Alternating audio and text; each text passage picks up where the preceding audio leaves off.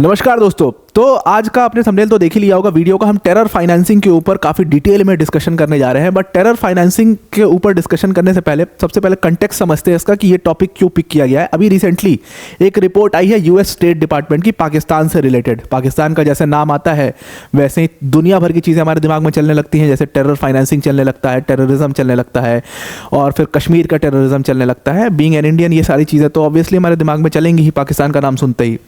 तो ये पूरी कहानी क्या है इसका मैं आपको समझाता हूँ। देखो हुआ क्या, आपको पता होगा एफएटीएफ के बारे में। नहीं पता है तो अभी आगे हम उसके ऊपर डिस्कस करेंगे। तो एफएटीएफ ने साल 2022 में पाकिस्तान को अपनी ग्रे लिस्ट से बाहर निकाल दिया था। पहले सबसे बड़ी हिपोक्रेसी तो ये थी। अगर इसके मायने आपको समझ में नहीं आ रहे अभी तो आप आगे समझ जाओगे, टेंशन मत लेना। दूसरी चीज़ अभी क्या हुआ है कि यूएस स्टेट डिपार्टमेंट ने एक रिपोर्ट निकाली है। उस रिपोर्ट में अपने कहा है कि पाकिस्तान को काफ़ी अप्रिशिएट किया है, मतलब इस रिपोर्ट में, और कहा है कि पाकिस्तान ने जो टेरर फाइनेंसिंग के लिए जाना जाता था एक समय पर 2018-19 के समय पर, 2018-19 के हमेशा से पाकिस्तान एक टेरर फाइनेंसिंग का हब रहा है, वो पाकिस्तान अब most of the terror financing को खत्म कर दिया। बहुत छोटे लेवल पर टेरर फाइनेंसिंग हो रही है, ये यूएस स्टेट डिपार्टमेंट की रिपोर्ट कहती है। वहीं दूसरी तरफ अगर आप रिजल्ट देखो तो आप ये पाओगे कि कश्मीर में जो टेररिज्म है that is funded by Pakistan. Obviously the world knows that it is funded by Pakistan. Kashmir में बहुत सारे टेररिस्ट अटैक हुए, तो वो टेरर फाइनेंसिंग अगर खत्म हो गई तो कश्मीर में इतने सारे टेररिस्ट अटैक कैसे हो गए। दूसरी चीज़, पाकिस्तान में खुद साल 2023 से 2024 के बीच में 700 से ज़्यादा टेररिस्ट अटैक हुए। तो अगर टेरर फाइनेंसिंग खत्म हो गई तो फिर पाकिस्तान खुद ही जो कि टेररिस्ट से ग्रसित है वहाँ पर इतने सारे टेररिस्ट अटैक कैसे हो गए, क्योंकि टेररिस्ट अटैक के लिए तो फाइनेंसिंग चाहिए 100%। तो फिर ये चीज़ें कैसे हो पा रही। तो इसका मतलब साफ है, दो ऑप्शंस हो सकते हैं, दो चीज़ें हो सकती हैं, दो पॉसिबिलिटीज़ है। एक पॉसिबिलिटी तो ये है कि भाई यूएस स्टेट डिपार्टमेंट की ये रिपोर्ट जो है ये हिपोक्रेसी का एक और चेहरा है, झूठ बोल रही है। दूसरी चीज़ ये हो सकती है कि पाकिस्तान सुधर गया है। तो सेकंड ऑप्शन तो एनीवे नहीं हो सकता, वो तो कभी भी नहीं हो सकता, इट इज़ इम्पॉसिबल। तो पहला ऑप्शन है, यानी कि यूएस स्टेट डिपार्टमेंट की जो रिपोर्ट है ये हिपोक्रेसी का एक और चेहरा है। कैसे है इसको डिस्कस करते हैं। वीडियो में आगे जाने से पहले एक छोटी सी अनाउंसमेंट अनअकैडमी टीम की तरफ से कि अनअकैडमी के 9 साल पूरे हुए और अनअकैडमी प्रतिष्ठा के माध्यम से हमने एक अनाउंसमेंट करी थी कि हम 50% का यूपीएससी सीएससी की सब्सक्रिप्शन फीस में आपको डिस्काउंट देंगे। वो डिस्काउंट हमने दे दिया है, उसका लास्ट डे बचा है, कुछ जल्दी से अवेल कर लीजिए। मतलब आपको सिर्फ हाफ फीस पे करना है। मतलब अगर आप 9 मंथ्स की फीस पे करोगे आपको 18 मंथ के लिए कोर्स मिलेगा। ऐसे 12 मंथ की फीस पे करोगे आपको 24 महीने के लिए मिलेगा। 18 मंथ का पे करोगे आपको 36 महीने के लिए कोर्स मिलेगा। इसमें टॉप फैकल्टीज आपको पढ़ाएंगे। इस पूरे ऑफर के बारे में मैं वीडियो के आपको लास्ट में डिटेल में समझा दूंगा। अगर आप अभी जाकर चेक करना चाहते हो डिस्क्रिप्शन में लिंक है, उस पर जाकर के चेक कर लीजिए एक बार। अब होता क्या है, सबसे पहले कहानी शुरू करते हैं एफएटीएफ से। एफएटीएफ क्या है? एफएटीएफ के बारे में अगर आप जानते हो तो वो एक इंटर गवर्नमेंट बॉडी है, इंटर गवर्नमेंटल बॉडी है जो कि पूरे दुनिया भर में जो मनी लॉन्ड्रिंग होता है या टेरर फाइनेंसिंग होता है उसके खिलाफ एक लड़ाई लड़ रही है। इसमें एफएटीएफ की 2 ग्रुप्स होते हैं, 2 इनकी लिस्ट होते हैं बेसिकली। एक ब्लैक लिस्ट कहा जाता है और एक ग्रे लिस्ट कही जाती है। ब्लैक लिस्ट मतलब उन कंट्रीज़ की लिस्ट है जहां पर जो पूरा गवर्नमेंट ही वहाँ पे टेरर फाइनेंसिंग के बेसिस पर चल रहा है। ज़बरदस्त तरीके से 90% जो फंड्स हैं वो टेरर फाइनेंसिंग और ये सबसे हो रहे हैं। और उस कंट्री की जो गवर्नमेंट है वो एफएटीएफ के साथ मिल करके, इस पूरे बॉडी के साथ मिल करके काम भी नहीं कर रही है। तो ब्लैक लिस्ट में अगर आप कंट्रीज़ की लिस्ट देखोगे उसमें ईरान जैसी कंट्रीज या म्यांमार जैसी कंट्रीज आ जाती हैं। वहीं दूसरी तरफ एक ग्रे लिस्ट है। ग्रे लिस्ट उन कंट्रीज़ की लिस्ट है जिसकी गवर्नमेंट जो है, जहाँ पर ये टेरर फाइनेंसिंग और मनी लॉन्ड्रिंग बहुत ज़्यादा है, हवाला वगैरह बहुत ज़्यादा है, लेकिन उस कंट्री की गवर्नमेंट जो है वो एफएटीएफ बॉडी के साथ मिल करके काम कर रही है, तो उनको ग्रे लिस्ट में डाला जाता है। तो पाकिस्तान को हुआ क्या, साल 2018 में देखा गया कि पाकिस्तान का हाल जो है बहुत बुरा है और टेरर फाइनेंसिंग अपने पीक पर है, तो पाकिस्तान को उठा करके एफएटीएफ ने ग्रे लिस्ट में डाल दिया। और फिर 4 साल बाद क्या हुआ, साल 2022 में एफएटीएफ ने ग्रे लिस्ट से पाकिस्तान को बाहर निकाल दिया। ये एक बहुत ही शॉकिंग टर्न ऑफ इवेंट था। ऐसा क्यों किया गया जबकि टेररिज्म खत्म तो हुआ नहीं, टेरर फाइनेंसिंग भी खत्म हुई नहीं, लेकिन फिर भी पाकिस्तान को ग्रे लिस्ट में डाल दिया गया।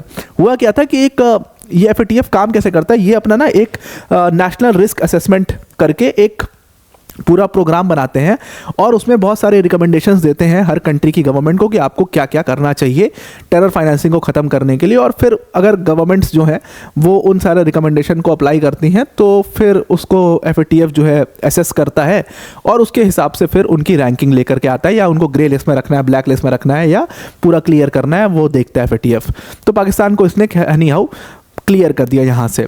उसके बाद अब यूएस डिपार्टमेंट, स्टेट डिपार्टमेंट की ये रिपोर्ट आई है और यूएस स्टेट डिपार्टमेंट ने पाकिस्तान को बहुत अप्रिशिएट किया कि आपने बहुत अच्छा काम किया है, आपने टेरर फाइनेंसिंग को पूरी तरीके से ख़त्म कर दिया है।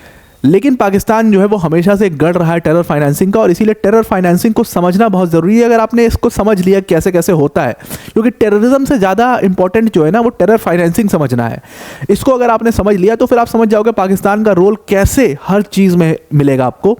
और जो आज की डेट में आप कश्मीर का बाय एंड लार्ज टेररिज्म या पूरे इंडिया का, नॉर्थ इंडिया का जो टेररिज्म देख रहे हो, वो कैसे पाकिस्तान बड़ी ईजिली फंड कर पाता है, उसको आप समझ जाओगे। तो टू स्टार्ट विथ, सबसे पहली चीज़ तो है कि टेरर फाइनेंसिंग से पहले टेररिज्म के भी कई सारे रूप हैं। जैसे एक टेररिज्म जो कि हम बहुत इजीली जानते हैं वो रिलीजियस टेररिज्म है। रिलीजियस टेररिज्म मतलब कि रिलीजियस फैनेटिज्म से एक टेररिज्म की तरफ बढ़ गए हैं और वहाँ से रिलीजन से ये टेररिज्म निकल करके आ रहा है। जो रिलीजियस फैनेटिज्म जो होता है, मतलब अपने रिलीजन के लिए पागलपन जो होता है, उस हद तक जब हम चले जाते हैं तो फिर जो रिलीजियस स्कॉलर्स या क्लेरिक्स जो है वो आपको बरगला के कुछ भी करवा सकते हैं, वो उसको कहते हैं रिलीजियस टेररिज्म। और उसके भी कई सारे रूप हैं, उसमें से एक जिहादी टेररिज्म है जिसको आप जानते हो। हरकतुल इस्लाम और ये सब जो ग्रुप बने हुए, सब यहीं से निकले हुए रिलीजियस टेररिज्म के ग्रुप्स हैं, अलकायदा, आईसिस, ये सब। लेकिन आज की डेट में अलकायदा और आईसिस को जब आप अफ्रीका में देखते हो तो what they are fighting for, they are fighting among themselves. दोनों सुन्नी ऑर्गेनाइजेशंस हैं लेकिन दोनों आपस में फाइट कर रहे हैं। और दोनों का एजेंडा क्या है? दोनों का एजेंडा है जितना लैंड या रिसोर्सेज के ऊपर कब्जा कर लो। अब वो क्या करने की कोशिश कर रहे हैं? वो एक स्टेट बनने की कोशिश कर रहे हैं। कुर्द जो वहाँ पर फाइट कर रहे हैं, या यूगर मुस्लिम्स ने जिहाद छेड़ने की बात की है चाइना में, उसको हम लैंड टेररिज्म कह सकते हैं। शुरू तो वो ऑब्वियसली रिलीजन से हुआ है, बट वो आगे चल करके एक लैंड का जो सीरिया में आपने देखा कि लैंड अर्जित करने के लिए, ज़मीन पर कब्जा करने के लिए पूरी लड़ाई एक चल रही है, उसको हम लैंड टेररिज्म कह सकते हैं। और ऐसे कई सारे टेररिज्म होते हैं जो हमें आज समझना है, वो रिलीजियस टेररिज्म समझना है, क्योंकि इंडिया सबसे ज़्यादा ग्रसित इन्हीं चीज़ों से है। फिर टेररिज्म के और भी अलग तरीके हैं, जैसे इंडिया में भी आपने नक्सलाइट्स को देखा है, तो वो भी टेररिस्ट, लेकिन उनकी जो टेररिज्म है वो रिलीजियस फैनेटिज्म से शुरू नहीं हुई है। फिर वो नक्सलबारी की पूरी स्टोरी आ जाती है, कैसे वहाँ पर जो ज़मींदार थे वो दबाते थे और फिर वो लाल झंडे के अंदर एक मूवमेंट शुरू हुआ, वो सब दुनिया भर की कहानी है। वो फिर उनकी जो टेररिज्म की शुरुआत है वो वहाँ से हुई है। लेकिन रिलीजियस टेररिज्म है, उसकी शुरुआत आज से नहीं, ये सदियों से चली आ रही है। और आप एक टाइम पर देखोगे पंजाब में, तो ऐसा नहीं है कि रिलीजियस टेररिज्म जो है वो सिर्फ उन लोगों को, जैसे आपने सुना होगा कि जो गरीब है या जिनके घर से जो बहुत पिछड़े हुए हैं उनको पैसा के लालच पर उनको टेररिस्ट बना दिया, ऐसा नहीं है। आपको बहुत सारे टेररिस्ट ऐसे मिलेंगे जो देवर हाईली क्वालिफाइड। वो यूके, जैसे उमार शेख का आपने नाम सुना है, वो तो यूके से पढ़ा हुआ बंदा, पूरा पैसे वाला, अच्छे घर से, बिजनेस फैमिली से आने वाला इंसान। उसामा बिन लादेन एक बहुत बड़ी बिजनेस फैमिली का लड़का था। तो ये सब जो टेररिज्म है, ये ज़रूरी नहीं है कि पैसे की कमी से शुरू किया। तो रिलीजियस फैनेटिज्म जो है इसीलिए बहुत बहुत ज़्यादा ये खतरनाक है। अब ये टेररिस्ट जो होते हैं, ये इनका ऑर्गेनाइजेशन फंड कैसे होता है? आपने सुना होगा कि इनको ऊपर से फंड आ रहा है, कैसे फंड आ रहा है, ये इतना बड़ा इनका एम्पायर है, कैसे बनता है? तो उसका सबसे ईजी तरीका, जो सबसे ट्रेडिशनल तरीका है, वो कैश कोरियर्स का तरीका होता था। मतलब कि आप कश्मीर का टेररिज्म देखते हो, और कश्मीर में जो कहा जाता है कि जो पत्थरबाज थे उनको पूरा ऑर्गेनाइज किया गया, उनको पैसा भेजा जाता था। फिर डिफरेंट दुनिया भर का पैसा जो है वहाँ मदरसों में दिया जाता था कि रेडिकलाइज करो बच्चों को, और फिर अलग अलग तरीक़ों से बहुत सारा खर्चा होता है। ये खर्चा कैसे उठाएंगे? तो उसके लिए पैसा भिजवाना पड़ेगा कश्मीर में। वो पैसा भिजवाते कैसे हैं? हम उसी को टेरर फाइनेंसिंग कहते हैं, उस पूरे प्रोसेस को, पैसा भिजवाने के। तो अब टेरर फाइनेंसिंग करने के लिए सबसे जो ट्रेडिशनल तरीका कश्मीर में भी देखा है आपने और दुनिया भर हर जगह पर इस्तेमाल किया जाता था, वो कैश कोरियर्स का तरीका इस्तेमाल होता था। सिंपल तरीका है कैश कोरियर्स का कि आप जो कैश है वो एक बॉर्डर से दूसरे बॉर्डर में पहुंचा रहे हो। मतलब कि आप उसको किसी ट्रक में कंसील कर रहे हो, टायर्स में छुपा लो, जो आपने मूवीज वगैरह में पुराने जमाने की देखा ना, मतलब कि वो ब्रीफ केस में पैसा जा रहा है और फिर ट्रक के टायर में छुपाया हुआ है और फिर ट्रक के स्टीयरिंग में पैसा डाल दिया है, कहीं कहीं पे पैसा छुपा करके स्मगल कर रहे हैं मनी। तो वो सबसे सिंपल और ट्रेडिशनल तरीका है, लेकिन इसके बहुत सारे चैलेंजेस हैं। जैसे अब कश्मीर में क्या है कि मिलिटेंट जो है वो पाकिस्तान के बॉर्डर से इंडिया के बॉर्डर में जाएगा और अपने साथ वो हथियार भी कैरी कर रहा है, अपने साथ फिर वो पैसा भी कैरी करके लेके जा रहा है। अब क्या है ना कि ये बहुत लिमिटेड तरीका है। अगर आपको millions and millions of fund जो है वो पाकिस्तान से इंडिया भिजवाना है, तो अगर आप कैश कोरियर्स के माध्यम से भिजवाओगे तो ये जो कैश कोरियर्स है वो कितना ही लेके जा सकते हैं, उस पर लिमिट है। फिर उनका पकड़े जाने का टेंशन बहुत है। फिर उसको लिंक भी किया जा सकता है, अगर आप देखो तो उसको लिंक किया जा सकता है कि ये पैसा आया कहाँ से, ओरिजिन कहाँ से, सोर्स उसका लिंक किया जा सकता है। उनको पकड़ लिया गया, उनसे सारी इन्फॉर्मेशन दुनिया भर की निकलवाई जा सकती है। तो तमाम चैलेंजेस थे कैश कोरियर्स के, तो ये ट्रेडिशनली यूज़ होता था। आज की डेट में ये ऑलमोस्ट ख़त्म हो चुका है। अब कोई भी टेरर फाइनेंसिंग के लिए कैश कोरियर्स का माध्यम इस्तेमाल नहीं करता। और अब तो यहाँ पाकिस्तान में बैठ करके सीधा यूएस में कोई काम कराना हो या जर्मनी में कोई काम कराना हो, बहुत आराम से हो सकता है। तो कैश कोरियर के माध्यम से अगर कराते तो बहुत लंबा समय लगता, कहाँ वहाँ तक पहुँच पाओगे। तो तमाम, और फिर अब तो स्कैनिंग सिस्टम भी डिफरेंट आ चुके हैं, वो पूरा दिखा देंगे कहाँ पर क्या है। पूरी ट्रक है जो वो भी पूरी स्कैन की जाती है कि कहाँ पे क्या छुपाया हुआ है, सब समझ में आ जाएगा। तो कैश कोरियर्स का अब एकदम विलुप्त हो चुका है ये। और कश्मीर में एक टाइम पर जिस टाइम पर JKLF काम करता था और ये सब ऑर्गेनाइजेशन काम करते थे, तो कैश कोरियर्स का ही वहाँ पर चलन था। लेकिन उसके बाद वाले दौर में आप देखोगे जो 1990s का दौर आया, उस दौर में हवाला ट्रांजैक्शन का इस्तेमाल किया जाने लगा। अब ये पूरा जो डायग्राम है ये एक्चुअल में एक टेररिस्ट अटैक का डायग्राम है, लेकिन यहाँ पर पैसा कैसे फ्लो होता है उसको समझने की आप कोशिश करना।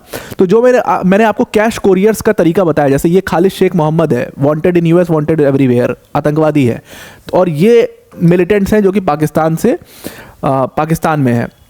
इन तक पैसा पहुंच रहा है। तो खालिद शेख मोहम्मद जो कि पाकिस्तान में, इसने क्या किया कि 10-10 हज़ार रुपये कैश में सारे इनको पकड़ा दिया। 10-10 हज़ार रुपये सबको पकड़ा दिया, 10-10 हज़ार डॉलर्स सबको पकड़ा दिया। तो ये कैश कोरियर्स का, फिर ये ट्रैवल करेंगे और जिस भी देश में जाएंगे वहाँ से वो पैसा वहाँ पर पहुँच जाएगा। सबसे ईजी ट्रेडिशनल तरीका जो मैंने अभी आपको बताया। दूसरा जो तरीका सबसे ज़्यादा यूज़ होता है, आज भी यूज़ होता है, वो हवाला का तरीका है। हवाला का नाम आपने सुना होगा। हवाला नेटवर्क कैसे काम करता है शायद ये आपको नहीं पता होगा। हवाला मोस्टली उन कंट्रीज़ में आप देखोगे, जैसे थाईलैंड में, चाइना में, फिलीपींस में, जहाँ पर banking system is kind of weak और जो एथनिक डायस्पोरा है वो बहुत स्ट्रांग है। हवाला इंडिया में भी है, हवाला पाकिस्तान में तो खैर गढ़ है हवाला का, अफ़गानिस्तान में हवाला, मतलब हवाला नेटवर्क जो है हर जगह पर है। मिडिल ईस्ट में तो बहुत बड़ा हवाला नेटवर्क है, बहुत बड़ा हवाला नेटवर्क मिडिल ईस्ट में काम करता है। अब ये हवाला का सिस्टम एग्जैक्टली काम कैसे करता है, ये एक ट्रांजैक्शन कोड पे काम करता है। मतलब कि पहले कैश कोरियर क्या कर रहा था कि वो यहाँ से पैसा इस कंट्री से इस कंट्री जाके जो है वो दे रहा था। इसमें पकड़े जाने सब चीज़ का दुनिया भर का दिक्कत है। अब हवाला के सिस्टम कई सारी कंट्रीज़ में जो है वो लीगल भी हैं, तो लीगल और इलीगल दोनों है, लेकिन हमारी कंट्री में तो पूरा बैन है। अब ये हवाला का सिस्टम काम कैसे करता है, मान लो दुबई में कोई वर्कर है और उसको अपनी वाइफ को $1000 भेजने हैं और उसकी वाइफ बैठी हुई है पाकिस्तान में। अब उसको जो ये $1000 अपनी वाइफ को भेजने, तो वो कैसे भेजेगा, हवाला के थ्रू भेजेगा। मतलब वो बैंक अकाउंट वगैरह कुछ इस्तेमाल करने में, कहा ना कि हवाला का सिस्टम ज़्यादातर वहाँ यूज़ होता है जहाँ पर बैंकिंग सिस्टम काफ़ी वीक है, लोग बहुत लिटरेट नहीं है, वो बैंकिंग सिस्टम का इस्तेमाल नहीं करते हैं। तो अब ये व्यक्ति जो है एक नॉर्मल सा वर्कर है दुबई में, जिसको $1000 अपनी वाइफ को भेजना, ये क्या करेगा, ये जाएगा हवाला वाले कारोबारी के पास जो कि ब्रोकर होता है, उसके पास जाएगा। उसको हवलदार कहते हैं हिंदी में, ब्रोकर होता है बेसिकली हवाला का, और उसको ये $1000 दे देगा। और $1000 देने के बाद ये क्या करेगा, जो व्यक्ति है वहाँ पर बैठा हुआ, मैं उसको बहुत छोटे सम में आपको बता रहा हूँ, अब इसी में समझना मिलियंस एंड मिलियंस का जब अमाउंट होता है और उसका इंटरेस्ट होता है वो बहुत बड़ा हो जाता है। तो अब ये हवाला जो बैठा हुआ है ब्रोकर, ये दूसरे हवाला ब्रोकर से कांटेक्ट करेगा। इनका पूरा नेटवर्क होता है, ये अपने एकदम सदे हुए नेटवर्क से ही काम करते हैं। तो दूसरा जो ब्रोकर बैठा है वो बैठा पाकिस्तान में, उससे कांटेक्ट करेगा और उस ब्रोकर को, मतलब ये अपनी वाइफ को एक ट्रांजैक्शन कोड देगा और ये इस पर्सन को एक ट्रांजैक्शन कोड देगा। मतलब इस वर्कर के पास एक ट्रांजैक्शन कोड जाएगा और उसकी वाइफ के पास एक ट्रांजैक्शन कोड जाएगा। उसकी वाइफ क्या करेगी कि वो ट्रांजैक्शन कोड लेकर के जाएगी दूसरे पाकिस्तान वाले हवाला ब्रोकर के पास और उसको ट्रांजैक्शन कोड बताएगी, और फिर वो ट्रांजैक्शन कोड सुनते ही अगर वो सही होगा तो वो क्या करेगा, $1000 का जो अमाउंट बनता है पाकिस्तानी रुपीज़ में, उसके हिसाब से कुछ इंटरेस्ट काट के, जैसे उसने $2-3 काट लिए, जो भी इंटरेस्ट होगा वो इंटरेस्ट काट के उसने बाकी अमाउंट उस लेडी को दे दिया है। अब यहाँ पर क्या हुआ है कि एक कंट्री है ए यानी दुबई, एक कंट्री है बी यानी पाकिस्तान। अब जो फंड है वो एक्चुअल में दुबई का दुबई में ही बैठा है फंड, $1000 यहाँ से यहाँ मूव नहीं किया है। उस $1000 के इक्विवेलेंट जो अमाउंट है वो पाकिस्तानी रुपीस में वो चला गया, मतलब काम हो गया है लेकिन फंड एक्चुअल में मूव नहीं कर रहा है। इसीलिए इस सिस्टम को सबसे ज़्यादा इस्तेमाल 1990s में किया गया, लेकिन इस सिस्टम का एक सबसे बड़ा फ्लॉ ये था कि इसको ट्रेस करना बहुत आसान है। दाऊद इब्राहिम ने इसको इस्तेमाल किया था। दाऊद इब्राहिम का पूरा जो अपना नेटवर्क था, धंधा था, वो इसी से चलता था। अलकायदा ने इस्तेमाल किया। लश्कर तैयबा ने तो कश्मीर में बहुत ज़्यादा इस्तेमाल किया हवाला का। जो कश्मीर के बड़े बड़े, उस समय बहुत सारे लोग को अरेस्ट भी किया गया था, बड़े बड़े लकड़ी के कारोबारी हुआ करते थे, वो हवाला में डील किया करते थे। बहुत सारे मैन्युफैक्चरिंग प्लांट्स थे जिनके, वो हवाला में डील किया करते थे। फर्नीचर के बड़े बड़े कारोबारी हुआ करते थे। तो उनको कई, उसके बाद जब बाहर आया ये पूरा नेटवर्क हवाला तो उनको अरेस्ट भी किया गया। तो लश्कर तैयबा ने कश्मीर में बहुत ज़्यादा हवाला का इस्तेमाल किया है। और जो रेड फोर्ट पे अटैक हुआ था उसमें हवाला नेटवर्क सामने आया था। फिर 1993 का जो मुंबई अटैक था उसमें हवाला के माध्यम से सारा पैसा दिल्ली मतलब मुंबई पहुंचाया गया था। जो दुबई का पैसा था और जगह जगह से पैसा फंड हुआ था वो मुंबई तक हवाला नेटवर्क से पहुंचाया गया था। तो ये एक बहुत ही पोटेंट सिस्टम है और अब इसका कोई लिमिट नहीं है। आप मतलब कितना भी अमाउंट करोड़ों अमाउंट जो है वो आप पहुंचा सकते हो, उसमें कोई लिमिट नहीं है, क्योंकि पूरा सिस्टम में इतना पैसा फ्लो हो रहा है। वो सारा पैसा हवाला में यूज़ हो सकता है, बहुत ईजिली यूज़ हो सकता है। जैसे एक एग्जांपल की तरह, मैं इसको एडजस्ट कैसे करते हैं ये लोग, उसको समझना। इसको एडजस्ट करने के लिए वो क्या करते हैं, फिर गुड्स को महंगा बेचते हैं। और ये जो हवाला कारोबारी होते हैं ज़्यादातर इनका कोई साइड बिजनेस होता है जिसके थ्रू ये हवाला में काम कर रहे होते हैं। तो ये एक पूरा नेटवर्क ऐसे काम करता है। जैसे मान लो $1000 उसने तो दे दिया, अब उसको वो $1000 दिखाने भी मेरे को कहाँ से आ रहे हैं, पर वो सोर्स नहीं दिखा सकता कि मुझे कहाँ से आ रहा है, अगर टेरर के लिए यूज़ हो रहा है। तो वो क्या करेगा, कोई गुड बेचा उसने, कोई गुड, ज़्यादातर इनका इंपोर्ट एक्सपोर्ट का बिजनेस होता है। अभी लास्ट में जब आपको फॉल्स इनवॉइसिंग समझाऊंगा तो आपको समझ में आएगा। तो ज़्यादातर ये इंपोर्ट एक्सपोर्ट का इनका बिजनेस होता है। तो ये कोई चीज़ को खरीद करके बहुत महंगा बेचते हैं, जानबूझ करके जो प्राइस है उसको बहुत ज़्यादा इन्फ्लेट करते हैं और जानबूझ करके उसको महंगा बेचने की कोशिश करते हैं। तो उसमें वो एडजस्ट करके दिखा देते हैं कि ये अमाउंट मेरे को यहाँ से मिला। इस तरीके से पूरा हवाला नेटवर्क ये काम करता है और दुनिया भर के जितने टेररिस्ट ऑर्गेनाइजेशन है एक टाइम पर ये इस्तेमाल किया करते थे। लेकिन आज की डेट में हवाला को ट्रेस करना बहुत आसान है, उसका सोर्स ट्रेस करना। अगर ब्रोकर पकड़ा गया तो फिर तो वो सब बक देगा, उसका पूरा नेटवर्क जो है वो आपके सामने खुल करके आ जाएगा। वो पूरा नेटवर्क आपने एक बार पकड़ लिया तो वो नेटवर्क खत्म, आप दोबारा उसको यूज़ नहीं कर सकते। तो इसलिए अब ये बहुत ख़त्म हो चुका है। और आज के नए ज़माने में अब तो मतलब बिटकॉइन से टेरर फाइनेंसिंग हो रही है।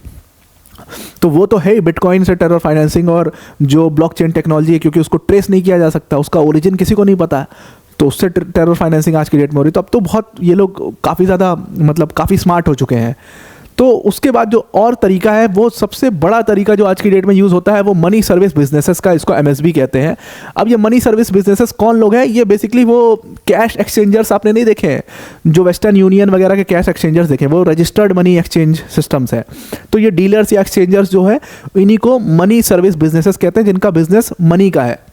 मतलब आप दूसरी कंट्री में जाओगे कहीं पर भी, जैसे मान लो मैंने यहाँ से इंडिया से मैं नेपाल ट्रैवल करता हूँ, नेपाल जाता हूँ और नेपाल में फिर जो भी इंडियन करेंसी है उसको मैं सबसे पहले काम करूँगा चेंज कराऊंगा। उसमें वो कुछ इंटरेस्ट काट लेगा और फिर मुझे चेंज करके पूरी करेंसी दे देगा। उन्हीं को मनी एक्सचेंज कहते हैं।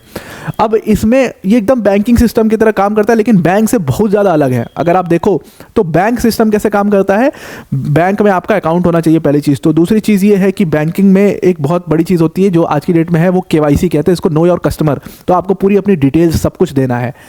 उसके बाद आपका अकाउंट और जहां पर आपने पैसा ट्रांसफ़र किया उसका अकाउंट हमेशा के लिए सेव हो जाएगा। एक पूरा ये सिस्टम है बैंकिंग का।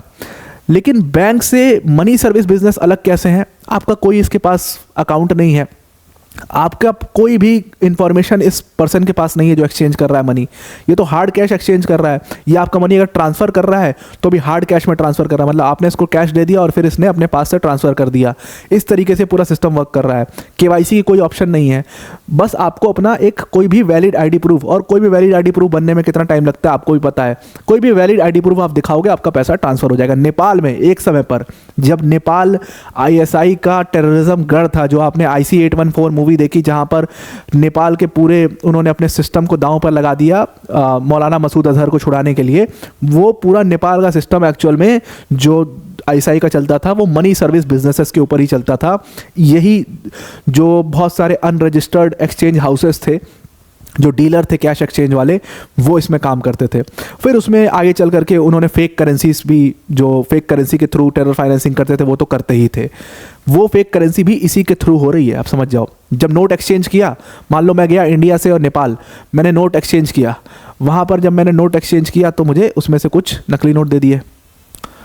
इस तरीके से टेरर फाइनेंसिंग होती थी। उसका जो पैसा सरप्लस हुआ वो फिर टेररिज्म में जा रहा है। इस तरीके से फेक करेंसी नोट्स एक तो स्मगल किए जाते थे, लेकिन वो इस एक्सचेंज के माध्यम से भी फेक करेंसी नोट्स बहुत ज़्यादा चलाए गए हैं।